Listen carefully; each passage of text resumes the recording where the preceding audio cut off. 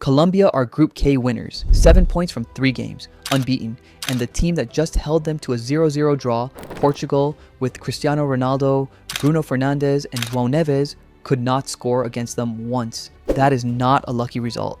That is a team that is becoming genuinely difficult to beat. And the deeper you look at what Colombia have done in this group stage, the more you understand why every team left at this World Cup should be paying attention. Let me take you through exactly what happened in Group K, because the progression Colombia have shown across 3 games is real. Game 1, Colombia versus Uzbekistan in Mexico City on June 17th. Uzbekistan making their World Cup debut. Colombia dominated large periods of the first half and took the lead in the 40th minute through Daniel Muñoz. A volley from 6 yards after Díaz played a perfectly weighted ball over the top of the Uzbek backline. Then on the hour, Uzbekistan equalized against the run of play. Shomurodov's shot was parried by the Colombian goalkeeper, and Fayzulayev reacted first to head into the empty net, but Colombia answered immediately. 5 minutes later, Díaz drove a low finish into the right corner to restore the lead. And in the 9th minute of stoppage time, substitute Jaminton Campaz headed home a Cucho Hernandez cross to make it 3-1. Colombia's XG was 1.62 to Uzbekistan's 1.16. They deserved the win, but the equalizer showed a defensive vulnerability that Nestor Lorenzo would need to address. Game 2. Colombia versus DR Congo in Guadalajara on June 23rd. This was a completely different challenge. DR Congo's goalkeeper, Lionel Mpasi, produced one of the standout individual goalkeeping performances of the group stage. 8 saves, constantly denying Colombia across 90 minutes. Colombia had 20 efforts on goal and could not find a way through. Muñoz had an early effort ruled out for offside. Díaz had 2 goals disallowed. The clock was running. And then in the 76th minute, Muñoz finally broke through.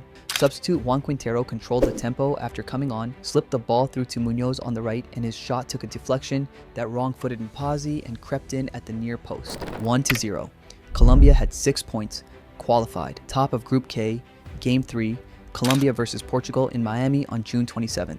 Both teams already through, but this game told you everything about how far Colombia have come under Nestor Lorenzo.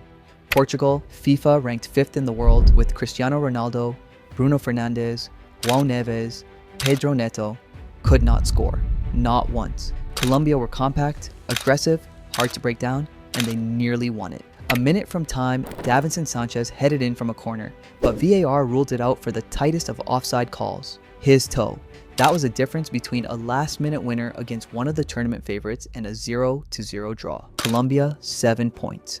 Group K winners. Now, let us talk about what actually makes this team dangerous going into the knockout rounds, because the results are only part of it. Díaz is the engine of everything Colombia do in attack. His goal against Uzbekistan, his 2 disallowed efforts against Congo, his constant threat against Portugal, he was the most involved attacking player on the pitch in every single group game. At Bayern Munich, where he moved last summer for 75 million euros from Liverpool, he finished the season with 24 goals and 17 assists across all competitions.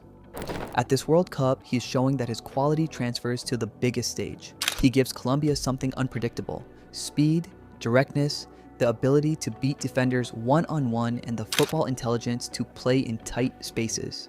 Then there is James Rodríguez, 34 years old, captain of Colombia. To stay match fit ahead of this tournament, he signed a short-term deal with Minnesota United in MLS. That is exactly what James has always done, found a way to keep going when the club options dried up. He won the Golden Boot at the 2014 World Cup in Brazil with 6 goals, still the record for most goals by a Colombian player in World Cup history. And in all 3 group games at this tournament, he was the player connecting everything, dropping deep to receive, turning, finding Díaz and John Arias in space. His ability to control the tempo is something Colombia have not had since his peak years. At 34, playing in his 3rd World Cup, he is still doing it. Daniel Muñoz at right back has 2 goals in the tournament, the top scorer for Colombia so far. Gustavo Puerta in midfield has been one of the most consistent young players of the entire group stage. Jefferson Lerma has been the defensive anchor that has kept Colombia organized when they needed to defend, and Camilo Vargas in goal made several important saves against DR Congo and Portugal. Colombia go into the knockout rounds against Ghana on July 4th in Kansas City as group winners with a squad that has shown defensive solidity, individual quality, and the mentality to grind out results when the game is not going their way.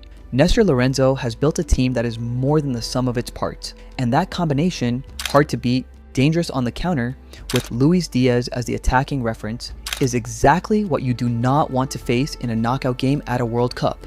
Colombia are becoming exactly what the World Cup was afraid of, and the knockout rounds have not even started yet. Subscribe and turn on notifications. We are covering every big moment of this World Cup every single day. See you in the next one.